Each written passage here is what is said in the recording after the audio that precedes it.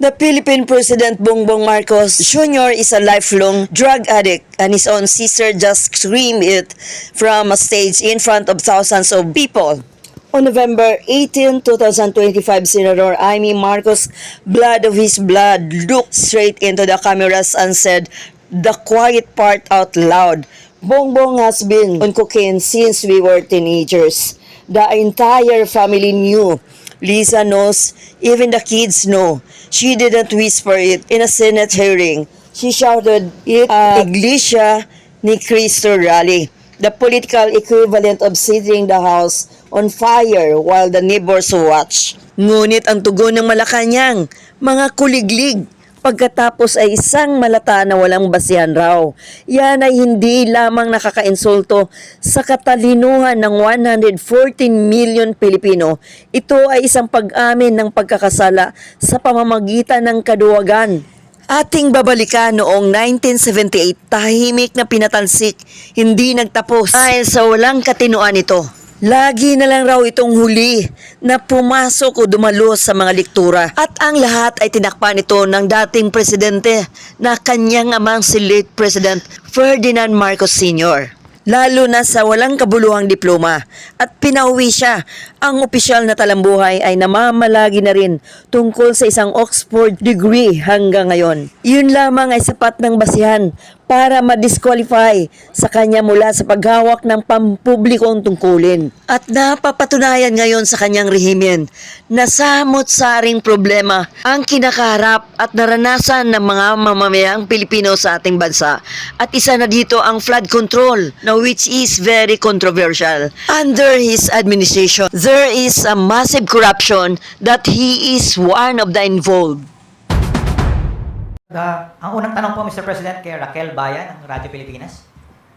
Good afternoon po, Mr. President. Sir, yung sumbong sa Pangulo Portal, naging... Dito po, sir. There you go. Oh, there. Sir, yung sumbong sa Pangulo Portal, naging effective po siya kasi may direct access po kayo doon. Kayo po mismo yung sumisilip ng mga information na dinadala doon. With this transparency portal, sir, magkakaroon rin po ba kayo ng access dito? And if not, paano po tayo makakasiguro na tama yung mga information na ilalagay dyan? Good question. Oh, tama. We have to, kasi kailangan talaga paulit-ulit natin tinitignan ito. To make sure, first of all, that kasi baka mapalitan yung mga information, baka mapalitan yung mga numero, mga date, whatever it is.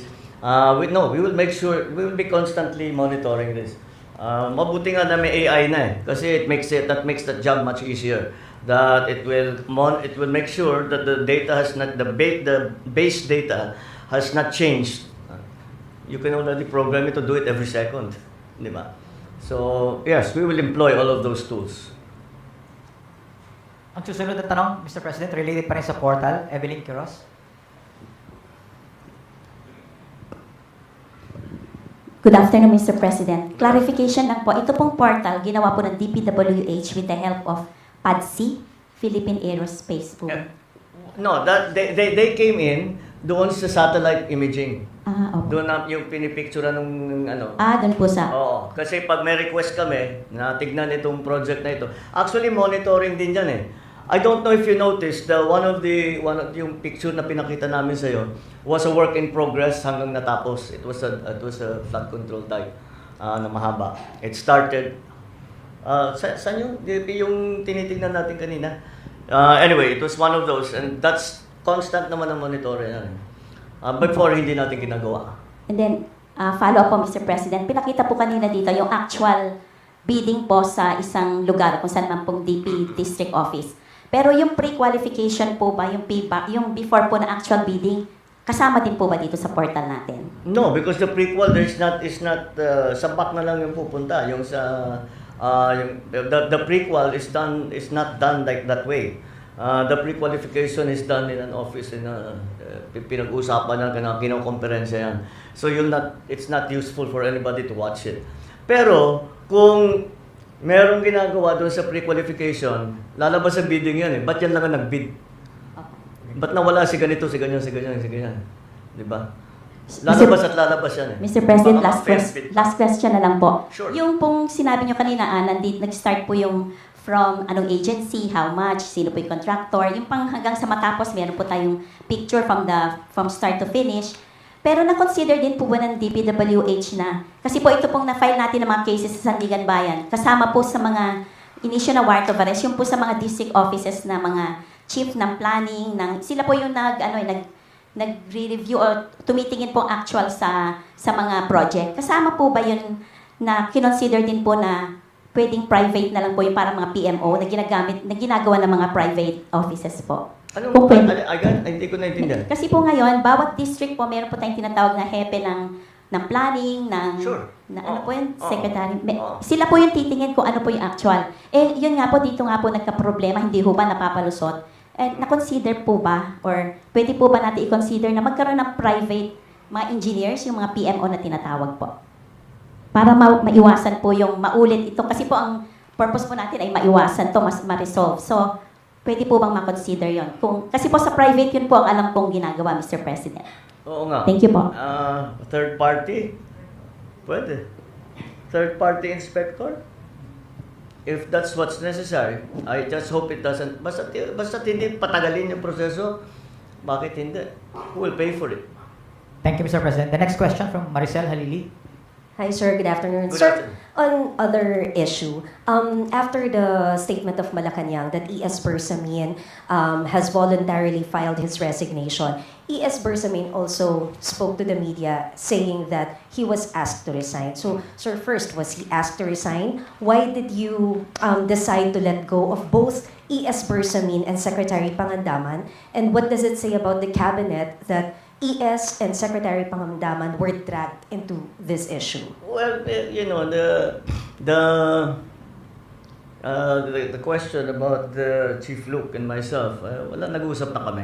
And we understand each other and we decided to keep it between ourselves. There's no bad blood, there is no acrimonious feeling there, so that's fine. Si Sekmina, because her name was dragged into the whole thing. You know, it makes it clear that whatever is going on, kung ano man ang mga questioning, kung ano man ang mangyayari, we want to be sure that she's not in a position where she might be suspected of influencing all that. Kasi when she's out of government, wala na siyang influensya. So hindi mo masasabing inayos niya yung kaso niya. Thank you, Mr. President. We have time for 2 more questions, Mr. President. All right. Anna from GMA News Online.